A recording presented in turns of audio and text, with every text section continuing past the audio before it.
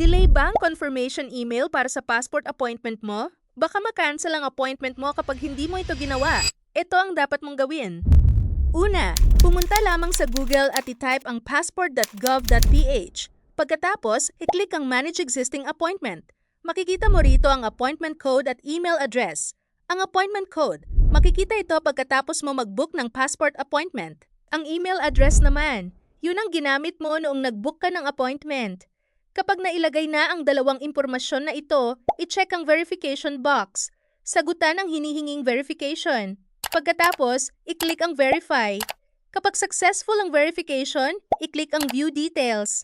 Kapag lumabas na ang appointment details, i-click ang Download Form. Pagkatapos, i-click ang PDF file para ma-open ito. Kapag nabuksan na ang PDF file, siguraduhing tama ang lahat ng impormasyong nakalagay. Ang nilalaman nito ay important reminders, passport application form, at 2 electronic receipts, isang applicant copy at DFA copy. Kung may mali sa iyong personal information, huwag itong balewalain. Maaari kang mag-request ng correction sa DFA sa mismong araw ng iyong passport appointment. Papaano naman kung hindi lumalabas ang appointment details? May paraan pa ba? Yes, may paraan pa. Kahit hindi mo natanggap ang confirmation email o hindi lumalabas ang appointment details, may mga hakbang kang maaring gawin upang maging maayos ang iyong passport appointment.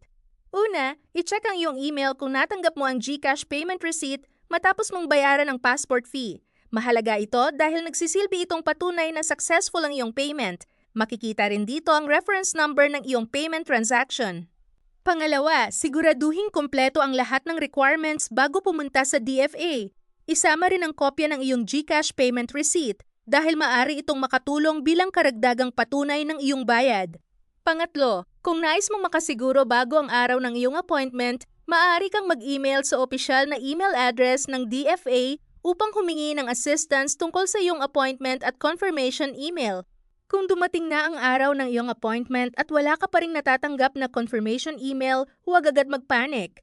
Pumunta pa rin sa DFA, dala ang lahat ng kinakailangang requirements at ang iyong proof of payment. Pagdating sa DFA, ipaalam lamang sa guard o sa assistance desk na mayroon kang passport appointment ngunit hindi ka nakatanggap ng confirmation email. Susuriin nila ang iyong appointment at bibigyan ka ng tamang proseso na dapat sundin. Kung nakatulong at nalinawan ka sa videong ito, huwag kalimutang i-like, mag-subscribe, i-click ang notification bell at i-share para mas marami pang matulungan. Maraming salamat sa panonood.